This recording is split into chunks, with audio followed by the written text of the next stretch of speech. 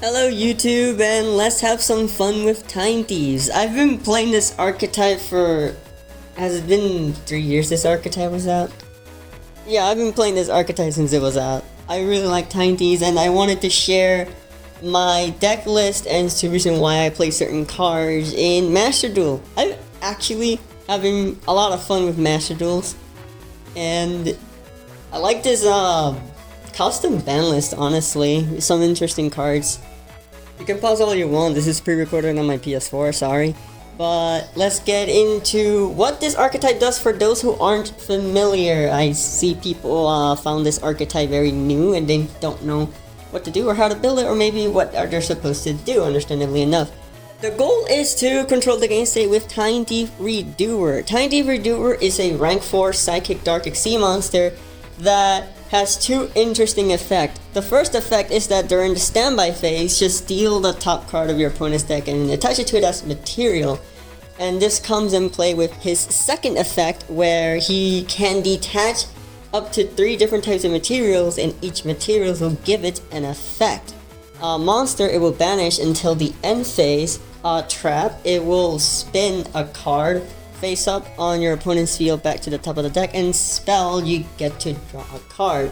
Basically, you just gain advantage and able to disrupt without targeting or destruction. And Redoer is actually kind of this annoying pseudo towered boss monster, because it's just like they don't have easy ways to deal with this, because sometimes it will just survive and it will just spin cards. By no means this deck is competitive, and Redoer control is kind of like not really up there, but it is fun. But as so, the entire archetype is pretty much revolving around helping Redoer get up his materials or summon it easier, which is pretty much the case. So with that, let's explain the rest of the archetype and what they do.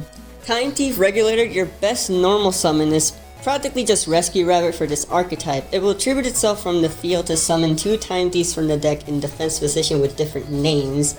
And he also comes with the effect that when an Xyz monster is destroyed by battle, it can summon itself from the graveyard but banish it when it leaves the field. When they're used as Xyz material, the whole banish when it leaves the field won't actually trigger or activate or whatever, because they won't be leaving to anywhere. They're just like out of nowhere into the void as an Xyz material, so they stay in the graveyard doing so. Meanwhile, we have Time Thief Winder. Time Thief Winder will search you a Time Thief card that isn't Winder, and that's good. He also has the neat effect that you can detach a material from the Xyz monster you control and special summon it from your hand, so he also just acts as a grid extender. Vessel Chip also has a similar effect that he does the same thing but from the graveyard, so he can extend from the graveyard that way. Vessel Chip's on-field effect is to quick effect, tribute itself, and then without targeting, just take a card from your opponent's graveyard and attach it to a Time Thief monster you control as material. Well, the target is the Time Thief monster, where you don't target the card in the graveyard, so they don't know what you're taking. So that's pretty good too. Then there's Time Thief Adjuster, that when a Time Thief is summoned, you can special summon her onto the field from your hand, and her other effect is that if you use normal or special summon, you can take a Time Thief card from your deck and send it to the graveyard. Although you can only use one of her effects per turn, but that never really mattered for me, despite many people's complaint about it. And Time Thief Chronocoder, the least important of the main deck but still comes up a lot, is that he has the effect that when an Xyz monster leaves the field by card effect, and this actually does trigger with Redoer's banish effect, it will special summon from the graveyard, but again banish it when it leaves the field. Its on-field effect is that during the battle phase quick effect you tributed, the next time your opponent will deal you damage, they take it instead. So it has a good survivability effect, so this is why I play it. My ratios are, I obviously play 3 Winder and Adjusters because they're good extenders enough on their own, and then 1 Vessel Chip and Chronocoder for different names, because it's important to have those different names for Regulator. Then for the Time Thief spells and traps, we are running Retrograde, Flyback, and Startup. Retrograde is a counter trap that if you control a Time Thief, you just negate spells and traps. It's pretty great. The other good part about it is that you take that spell or trap that you negated and attach it to a Time Thief as material. So that just gives it more different material that isn't monster and is nice at doing so. It also stops crazy tech cards that will blow your field. So it's just very good to search it off Winder when you can. The other trap is Flyback. Flyback will just simply take a Time Thief card from your hand or deck and just attach it to Time Thief as material.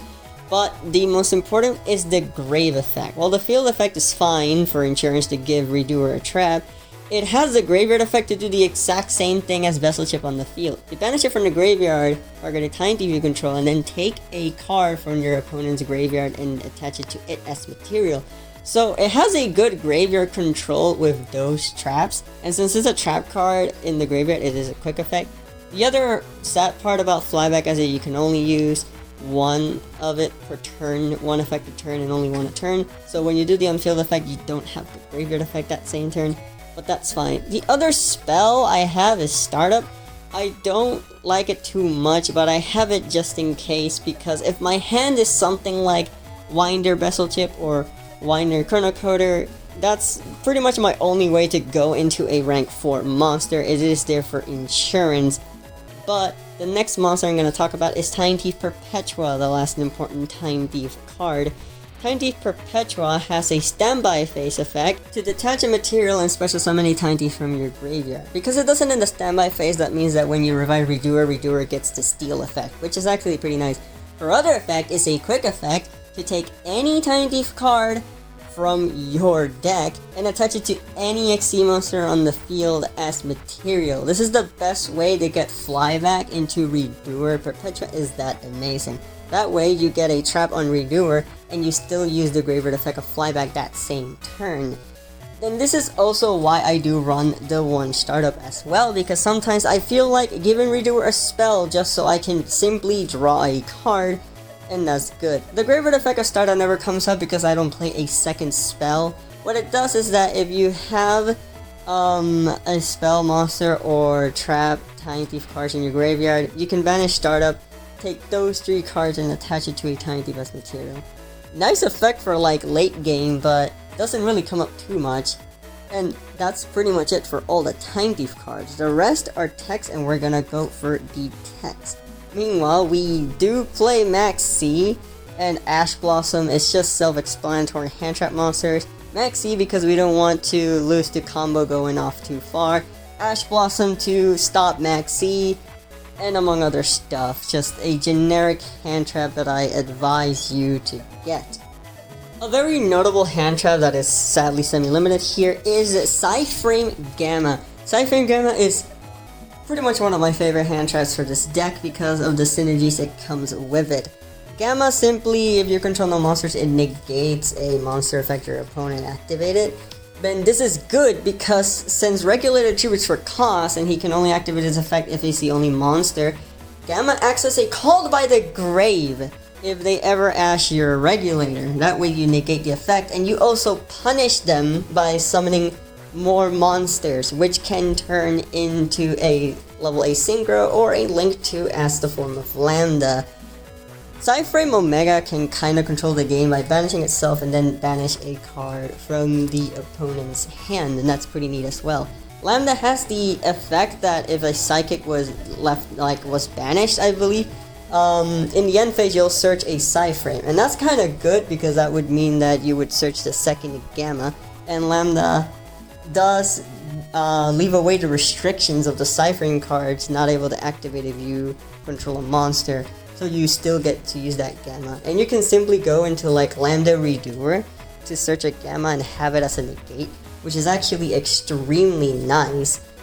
And for the rest of the text, I just play some staples and a Pot of Extravagance being the better one here, and that's why a lot of my extra deck cards are kinda just filler. Abyss Dweller, Tornado Dragon, even Time Thief Double Barrel, which is not really that great, it's just worse Redoer, doesn't even have a steal effect, and among other cards are just mostly fodder, but most importantly is the rest of the card that I'm going to talk about. The Rocket Engine that we have here, along with the Phantom Nightshade Burgundy, these are just the best extenders for Time Thief. The trap card Shade Burgundy, when you have no traps in your graveyard, you can simply just activate it and when it does activate, it'll summon itself as a level 4 monster. Meaning that this is a trap card that you can just simply immediately have under Redoer as part of its Xyz summon, and just makes it one of the best, pretty much extenders for the archetype. And the other thing is the rocket engine is so broken. Without a normal summon, you can essentially one card combo into a Redoer. For those who don't know, the quick play rocket launch can just summon a rocket from the deck, and Tracer can be used to link summon Striker, which will search you a field spell. The field spell will special summon up to 2 different named rockets on your hand, but that's nice because Tracer can just destroy itself to bring back that rocket that has been used as link material. And if you don't have 2 rockets in the hand, Tracer has the effect that you can just destroy the card on the field and special summon a rocket from your hand, allowing you to do rank 4 plays or level 8 synchro plays into Borrelord Savage Dragon. So on one card, you can get a free level 8 synchro or just simply a rank 4 monster. This engine is a monster in this deck. And it doesn't even matter if you draw a lot of your rockets, because you can just search the field spell by summoning Tracer. Even if you use your normal summon, that's a good thing. It's just that the field spell doesn't make it so much of a brick, considering that you're playing 3 for 3 between Quick Lunge and Rocket monsters. But that's really fine, because the fact that Strike and the field spell exists doesn't make it a brick, and it's just an amazing engine to use. With that actually wraps up all of the important cards, and I hope you understand my philosophy of this little nice control deck that I absolutely love. Like I said, the rest of the extra deck is pretty much just non-important. They're usually used for prosperity targets to banish, meaning I always have 6 cards to banish. But for those wondering why I play some cards, the Hulk lineup could come up as since I already have some tuners to summon from the deck that are viable, able to use it and try to go into access code if necessary can be neat.